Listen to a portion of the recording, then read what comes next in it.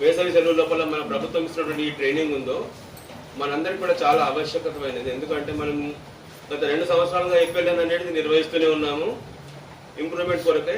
ముఖ్యంగా పిల్లల లోపల ఏదైతే గణితంలో కానీ మన లాంగ్వేజెస్లో చదవడంలో రాయడంలో కానీ ఏదైతే మనం వెనుకబడితనం చూస్తున్నామో దాంట్లో పోవడానికి, అంటే వెనుకబడితనం పోవడానికి తర్వాత నెక్స్ట్ ఏంటంటే మనందరం కూడా ఇలాంటి ట్రైనింగ్ లోపల పాల్గొంటూ రిఫ్రెష్ అయితే కంపల్సరీగా మనము మన ప్రొఫెషన్ అనేది ఇంకా బాగా చేస్తామని చెప్పి తర్వాత ఈ సెలవు లోపల అందరూ రిఫ్రెష్ అయిపోయి స్కూల్ స్టార్ట్ కాగానే ప్రతి ఒక్కరు కూడా ఈ సెలవు ఏవైతే మనం ఇక్కడ నేర్చుకున్నటువంటి అంశాలు ఉన్నాయో ఈ అంశాలని మనము పొల్లుపోకుండా ప్రతి ఒక్కరు కూడా మన పాఠశాల లోపల వీటిని మనము ఏం చేద్దామంటే వాడదాం, అంటే అక్కడ వినియోగిస్తాము, పిల్లల లోపల మార్పు తీసుకోవడానికి ప్రయత్నం చేద్దాము.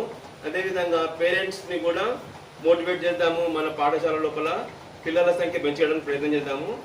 మన ఉనికి అనేది మన గవర్నమెంట్ స్కూల్లో ఉనికి అనేది మన పైన ఆధారపడి ఉంది. కాబట్టి మనం ఎంత కష్టపడ్డా కూడా సంఖ్య పెరిగితేనే బాగుంటుంది. కాబట్టి సంఖ్య పెరగాలంటే మనం చేసేటటువంటి ఏవైతే కార్యక్రమాలు ఉన్నాయో అవన్నీ కూడా అందరి లోపలికి వెళ్ళాలి. మనం చాలా రకరకాల కార్యక్రమాలు చేస్తున్నాము, అవన్నీ కూడా పేరెంట్స్కు చూపించేటట్టుగా చేస్తూ మన స్కూళ్ళ పైన అందరికీ సదభిప్రాయాన్ని కలిగించాలని కోరుకుంటూ తర్వాత ఈ ట్రైనింగ్ లోపల ఏవైతే మనం నేర్చుకుంటున్నామో చాలా రకరకాల అంశాలు నేర్చుకుంటున్నాను. చూస్తుంటే నాకు అర్థమవుతుంది, చాలా బాగా అనిపిస్తుంది ట్రైనింగ్. నేను ఇందులో పార్ట్ కాలేకపోయాని అనిపిస్తుంది నాకు.